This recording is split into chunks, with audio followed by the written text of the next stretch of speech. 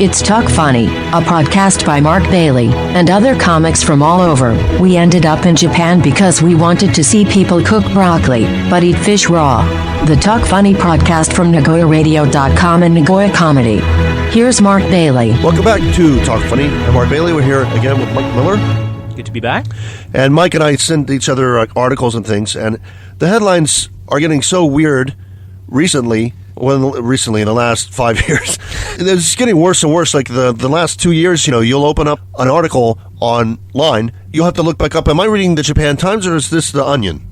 Or is this Rising Wasabi? Yeah. And shout out to Rising Wasabi, by the way. We love those guys. I have no idea how you keep coming up with these dead-on headlines, but they're hilarious. It's the Japanese version of the Onion, basically. Yeah, and you'll read these in English. You'll read these articles, and it's like, Abe said this. I'm like, that is really screwed up. Did he really say this? That's happened to me, too. Yeah, I was reading an article once, and I'm like, wow, because it's so close to reality. To kind of reiterate Japanese good old boy politics in Japan, they're still basically, like I think I said, they're all in their 70s, but their minds are still in the 30s.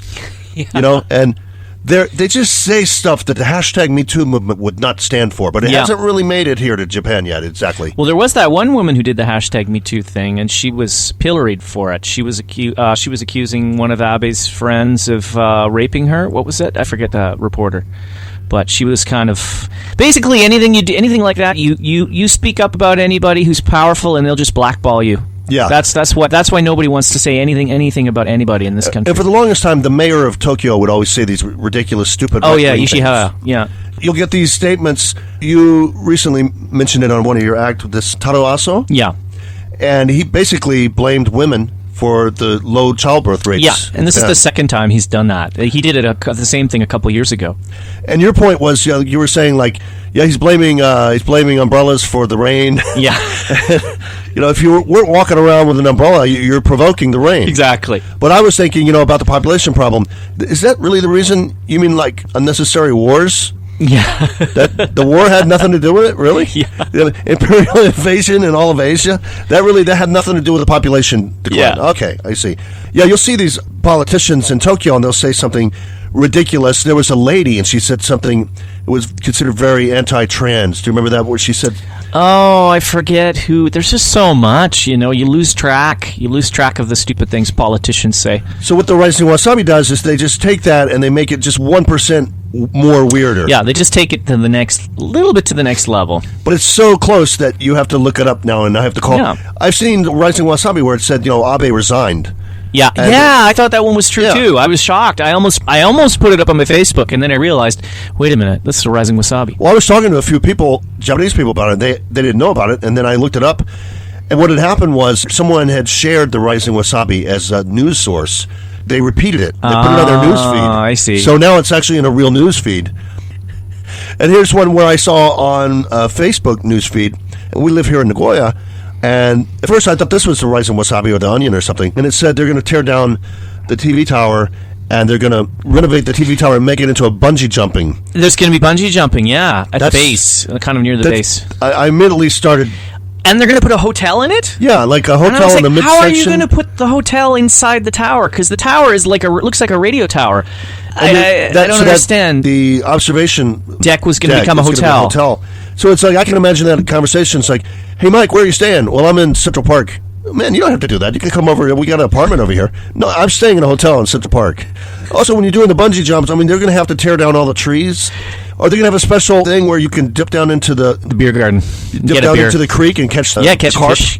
Catch a koi. The carp that are swimming around. And when I saw that, now I have to spend another 20 minutes looking around. Is this really true? But apparently it's true. It's really going to interfere with the Iranian drug dealers that do business around there. They've already sent a stern letter to the city hall. But I hear it might help if some of the clerics are practicing Sharia law, because it's a really high place to throw gay people from. That's true. So... Hello, Patreon. Hello, Patreon. You were mentioning, we were trying to look back at lessons we've learned or something, since we're now in episode 101. Did you learn anything from the podcast? Did I learn anything from the podcast? I guess... Next topic. I guess I learned that it's a good way to keep. What I appreciate about the podcast is it's a way to keep things going for us, because we as comedians we used to get together a little bit more when we started, but recently we've been busy with different things. We don't get together so often, so it gives us a chance to get together, and we're really happy. We had one of our last shows, we had a guy show up who found out about us because of our podcast. Right. So it's nice to know that we're reaching out to people who normally wouldn't have heard of us. But of course, in Nagoya, there's not so many English speakers who listen to our podcast. And then I've had a former roommate who listens here, and we have guys who listen. They seem to like the tips on open mic, because a lot of people are kind of thinking about it. Because in Tokyo and Osaka and other places, there's a lot more opportunity to do open mic. And now it's cool to be doing comedy, and so everyone is kind of thinking they might want to try their hand at it. And for anyone who's thinking of ever coming over here and teaching English, who's doing comedy or wants to take a break from comedy or whatever, I just want to say it's really easy. There's so many events in Tokyo and Osaka, open mics, where you can just stand up. They're not bringer shows. Of course, you don't get paid anything, but there's a lot of opportunities just to get up and do your material if you want. I thought you were going to say if you want to take a break from comedy, come to one of our shows, because there's none of that going on. Depends on the night. But here's something I've said over and over again, and we are proud of this, is that we're trying something that nobody's ever tried, which is writing a new 10 or 12-minute set every month. And we're basically throwing out the old set, or we're keeping it for, different venues at another place. But we don't usually do the same set at the same place. And that's really hard to do, especially for the newer guys who aren't used to writing comedy. So that's actually a good skill. I tell these guys, you'll thank me when you go to North America and they ask you to do 2 different venues and you've got 2 sets ready, 2 different sets ready. Because most comics aren't like that. They do the same set and they keep polishing it and polishing it. And those people are called successful comedians. That's right. Seinfeld, who didn't move to Japan. Don't do what these guys do, all right? So Seinfeld, Ray Romano, Gary Shandling, don't do what they do is easy. That comedy is dead. The new comedy is here in Japan. Without if you want to succeed as a comedian, this is the new frontier. It's alt comedy. And there's a whole 200 people in the country who actually get your jokes. So yeah, it used to make me laugh because I would hear about Louis C.K. and he'd say something like, George Carlin used to throw out all of his material after 1 year, and I'm like, we do that every month. Yeah. We should have invited him to come out here and play one of our shows when he was in his blacklisted period. He could have done his... Then he would have been blacklisted for twice as long. Steve was here on podcast, and I said, I've been asked by some of the open mic guys, some of the guys that we've hung around with before, because of this Kevin Hart controversy. Yeah, what? I was asked to sign this petition, and I'm not going to sign it. The petition basically said, we're not going to accept Kevin Hart's apology to the LGBT community unless he pays $100,000. Well, then, I mean, who are you to be the arbiter? How about another $100,000 and another $100,000? The open micer that asked me, he goes, it'd be cool if you could sign that. And I said, I'm a comic, right? So you didn't even ask me where I stand on that. And here's where I stand on it. I mean, as a comic, I separate the art from the man, as I've said before. And Kevin Hart, if he's really a bigot and he really thinks so, then don't go to his shows. Don't patronize him. I'd say don't vote for him in the next election. Yeah. Oh, he's not a politician, is he? Oh, he's not. Okay. Oh, he's a comedian. Yeah. Let the market handle that. If, Louis C.K. got banned by the market until people decided, well, it might be okay to have him back on. Because I've heard some interesting discussions. Theoretically, you've had some people, when he did what he did, delude behavior with the women, and someone would say, well, should he be banned forever? And some people are like, yeah. Well, you're not a comic, really?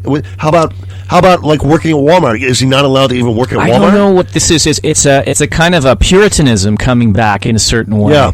And they've been watching Game of Thrones too much. It's like shame. Yeah, it's really weird because you have it on the right in some ways, and now you have it on the left in other ways, and it's always we got to shame people. They're unforgivable. They're irredeemable. Even when they apologize, and you can see they've changed as people, they're still guilty. So I mean, we gotta, and then it's really weird because a lot of the people who do that are the same people who say, "Oh, we've got to forgive people who, have been to jail and committed crimes, and we've got to help rehabilitate them back into the community." And it's like, you guys, you got to do the same thing. You got to, if someone apologizes, I don't think Kevin Hart really hates gay people or hates trans people. No, and his joke that it was a tweet from 10 years ago, so and that's the thing. And you you have to understand that the way people thought 10 years ago was different. That doesn't excuse it. He's playing into the kind of a stereotype that a lot of black comics talk about, where where, your parents are strict. Black comics talk about it a lot. Eddie Murphy talked about his mom with a shoe. She could hit him with a shoe, and everybody was afraid of her shoe. She didn't need no gun. She had a shoe, and she hit you in your ear.